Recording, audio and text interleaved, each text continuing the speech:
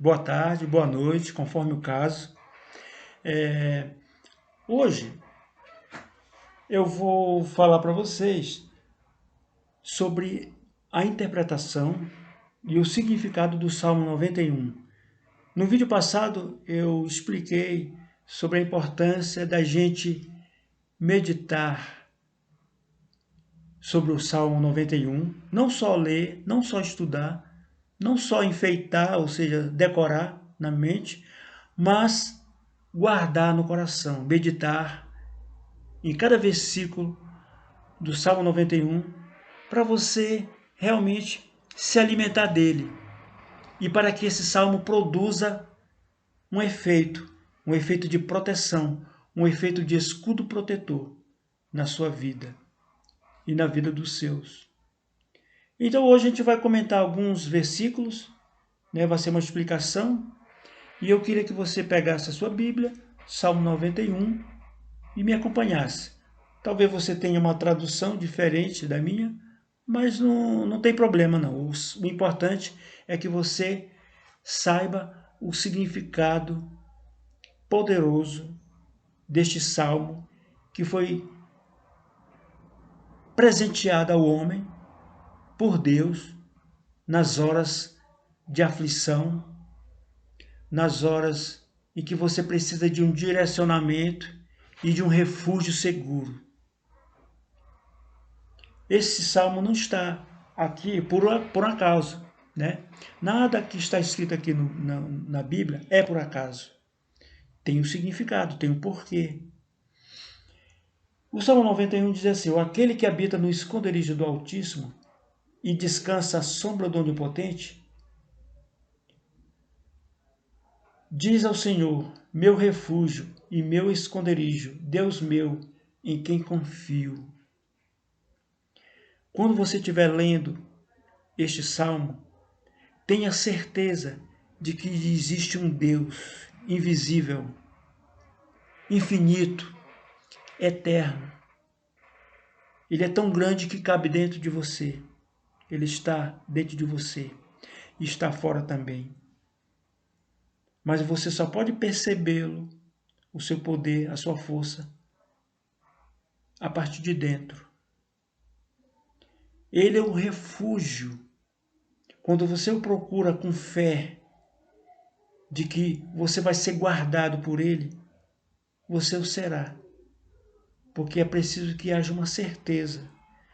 Ah, mas eu tenho dúvida, eu estou indeciso, muitas coisas acontecendo, muita gente morrendo, né, por causa desse vírus. Você recebe a todo momento no celular imagens e informações sobre esta pandemia e você não deveria se alimentar dessas informações porque elas te roubam energia, elas te roubam a atenção que você devia ter àquele que é o único que pode te salvar, que é Deus. Eu aponto para cima, mas na verdade ele está dentro de você.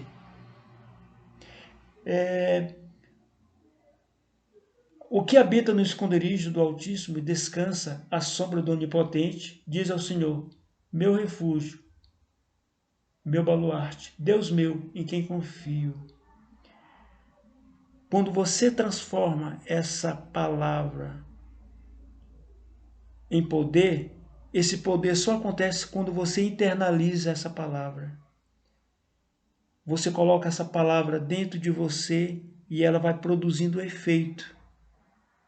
Porque você confia. Confiar num abrigo físico que você pode ver é fácil. Mas uma bomba pode cair lá, um vírus pode chegar lá, um inimigo físico pode chegar lá, achar, bater na porta, arrombar a porta. Mas esse refúgio que é invisível, e esse refúgio é o Senhor Deus, na pessoa de Jesus, quando você se refugia nele, na confiança, nada te atinge. Nenhum vírus chega à tua casa, que é você é uma casa. Nenhuma peste chega, porque você fica guardado numa redoma espiritual. criado por Deus, porque você conheceu o nome de Deus. O que é o nome? É o atributo de Deus. Deus é o eterno. Deus é aquele que é, aquele que foi e aquele que será. Deus é o eterno. Quando você se esconde no eterno, nesse Deus invisível que nós não conhecemos fisicamente, nós não vemos com os olhos, apenas com o olhar da fé, aí sim você entra em contato com Ele através dessa palavra. Pois Ele te livrará do laço do passarinheiro. Você vai se livrar de todas as armadilhas que o homem ou algum ser espiritual que não seja físico, você vai se proteger. Você não vai cair em nenhuma arapuca. Você sabe o que é arapuca? É uma armadilha que se faz para prender passarinho, né? A arapuca fica assim, tem um pauzinho aqui, o passarinho entra, o pauzinho, ele mexe no pauzinho, a arapuca fica em cima do passarinho, ele fica preso. Você fica livre das armadilhas que são engendradas contra você, seja ela uma armadilha espiritual ou uma armadilha física, feita por homens. Caiam 1000 ao teu lado, 10.000 à tua direita, tu não serás atingido. Não significa que Deus tem privilegiados. Deus não tem privilegiados. Deus tem compromisso com aquele que confia na palavra. Não é aquele que vai à igreja todo dia. Não é aquele que é amigo do pastor, amigo do bispo. Não é aquele que dizima muito. Não é aquele que dá oferta. A palavra está dizendo que aquele que confia nesta palavra, que aquele que habita, aquele que mora, que faz uso contínuo desta palavra como seu alimento espiritual. Esse é guardado por Deus. Ah, mas eu recebi muitas notícias no celular de que 10.000 foram infectados e morreram. É a mesma coisa que ele está dizendo aqui, 10.000 caiam à tua direita, 1.000 à tua esquerda, tu não serás atingido, porque você está confiante na palavra de Deus, nesse Salmo 91. Então não se trata de privilégio, trata-se de fé. Você está apoiado a sua fé no espírito da palavra, não é na palavra em si. Não é que essa palavra você deixa aberto e ele vai servir de amuleto ou coisa parecida, né? Não, você está confiando na palavra. Somente com os teus olhos contemplarás e verás o castigo dos ímpios. Isso aqui tem um significado interessante. Somente com os teus olhos. Deus vai permitir que você veja a cilada que caiu aquela pessoa que tentou te prejudicar. Com os teus olhos você verá. Como assim? Você está numa bela manhã, você acorda, aquela pessoa que te preparou uma cilada ou que te prejudicou, Deus te livrou e Deus vai te permitir olhar com os teus olhos ele passando por uma dificuldade e Deus vai dizer, olha, ele tentou te prejudicar, agora ele está recebendo o pagamento do erro dele. Ninguém foge da lei de Deus. A lei de Deus é correta, é justa e funciona. Não tente se vingar com suas próprias forças. Deixa Deus agir. A justiça de Deus é melhor, maior e ela é justa. Ela tem uma justa medida. Se você se vinga com as suas mãos, a sua justiça será ou muito fraca ou muito forte. Não será justiça, será injustiça. Deixa que Deus sabe agir na hora certa e no momento certo. Pois disseste, o Senhor é o meu refúgio, fizeste do Altíssimo a tua morada. Aqui fala pela segunda vez, morada. Nós devemos, todos os dias de manhã, ao acordarmos, e à noite, ao dormirmos, ficarmos um tempo mínimo que você puder na presença de Deus, sem pensar em nada, apenas agradecendo na presença de Deus. Você entra no seu quarto, fica sozinho como Jesus mandou, fecha a porta e a janela, e também a janela e a porta física, né, para que ninguém veja que você está fazendo isso, porque não interessa, é uma coisa sua. Deus sabe. Deus que está em secreto, Ele vai saber que você está fazendo isso. E Ele vai te recompensar devidamente. Então, entra no teu quarto, fecha os olhos e a janela e ora ao Pai. E o Pai que está em secreto saberá de tudo e responderá de acordo com a sua fé, de acordo com a sua gratidão, de acordo com o seu amor. Então aqui está escrito, pois disseste, o Senhor é o meu refúgio, fizeste do Altíssimo a tua morada. Você orou a Deus, se entregou, você teve fé e deixou nas mãos de Deus. E isso vai continuar, você meditou na palavra de Deus, aquela palavra entrou dentro de você e está fazendo morada. E aí, ele vai trabalhar, às vezes sem você saber. Claro que no dia a dia você vai estar orando em espírito. É isso que significa orar em espírito, porque a palavra está dentro de você. Você meditou nela, ela está na sua mente e no seu coração, gerando resultados, que é essa proteção. Então esse salmo é poderoso.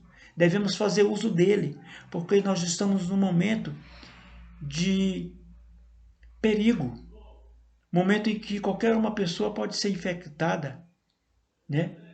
Então, esse salmo ele é útil, ele deve ser utilizado com sabedoria e com inteligência. Não decorar, não apenas, eu sei, eu conheço o dia, eu sei de cor. Isso não é importante. O importante é que ele esteja dentro de você, vibrando no seu inconsciente, na sua mente, no seu subconsciente.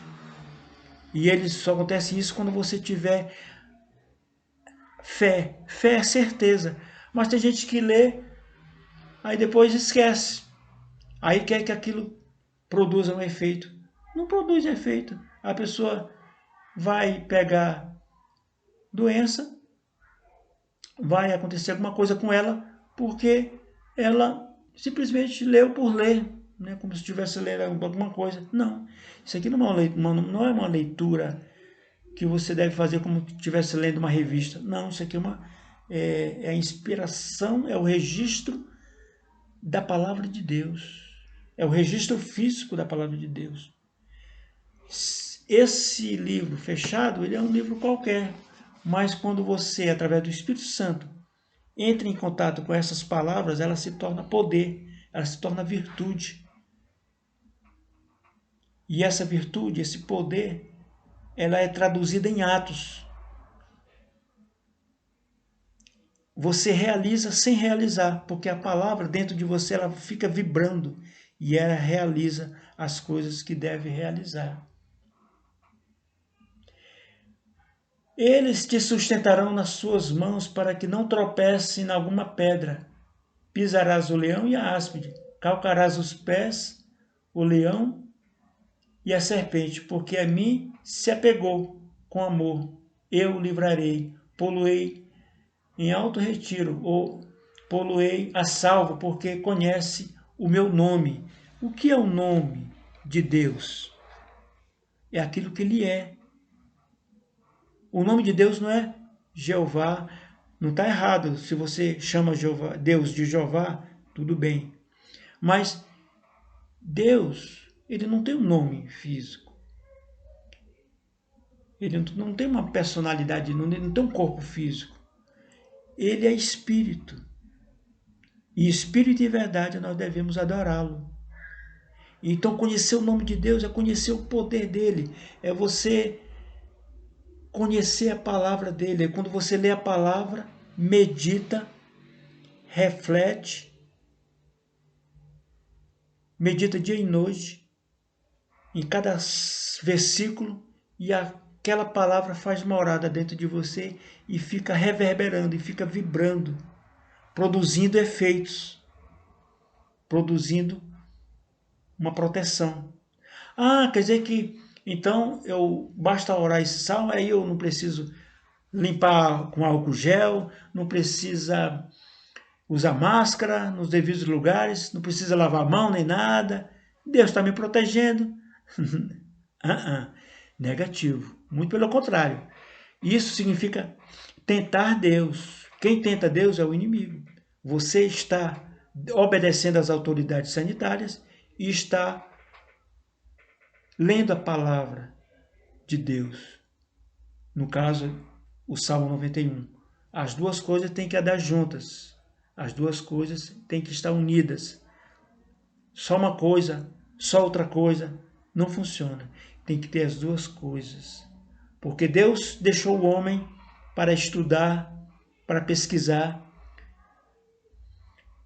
criar vacinas, criar remédios, mas você não pode confiar só na ciência, como aconteceu com os renascentistas. Você não pode ficar só com a fé, como aconteceu com a igreja da Idade Média, em que na peste negra muita gente estava morrendo. Aí eles diziam, não, basta beijar a mão, né, do padre, e muita gente foi infectada beijando a mão, né, dos padres da época, dos monges, porque a saliva, né, transmitiu as bactérias, né, que estava no rato, e espalhou a peste negra na Idade Média, e um terço da Europa foi dizimada. E eles estavam com fé na Bíblia, né, aparentemente, porque eles renegaram a ciência. A ciência não teve o seu devido papel na Idade Média.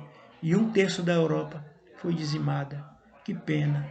Mas hoje em dia nós estamos numa época interessante, numa época boa, numa época em que existe a ciência e que existe a fé. Mas elas não podem fazer isso. Uma não quer inutilizar a outra. Elas têm que fazer isso, se unir. Albert Einstein, o criador da teoria da relatividade, disse: a religião sem a religião sem a ciência é cega. A ciência sem religião é manca. Não anda direito. As duas precisam estar unidas inteligentemente para produzir a fé inteligente, a verdadeira fé inteligente. A fé que não abole a ciência, a fé que se une com os cientistas que acreditam em Deus. Nem todo cientista é ateu. E aí nós vamos entrar numa nova fase da história da humanidade. Depois da peste negra, lá no final da Idade Média, surgiu o Renascimento. E com o Renascimento, o protestantismo. E com o protestantismo, a ideia de que a Bíblia, que antes ficava amarrada no púlpito, com a corrente para ninguém roubar ou para ninguém fazer uso dela, só o clero fazia uso dela, com o protestantismo, a Bíblia, e através também da invenção da imprensa, por Gutenberg, a Bíblia ela passou a ser manuseada individualmente e, com isso, traduzida para o idioma local, no caso, Alemanha, e depois em outros países. E aí cada pessoa, cada indivíduo passou a traduzir a Bíblia, não traduzir, perdão, mas a interpretar a Bíblia conforme o seu entendimento. Essa foi a grande revolução. A outra revolução que está prestes a acontecer neste planeta é justamente a ideia de que Deus não está no templo, Deus não está na igreja só, Ele está dentro e fora de nós. Porque toda percepção de Deus ou de milagres, ela acontece dentro de nós. Nós não vemos com nossos olhos, nós vemos com o nosso cérebro. Nós não ouvimos com o nosso ouvido, nós ouvimos com o nosso cérebro. Então tudo é de dentro para fora. E esse período, essa época já chegou. Nós já estamos nela.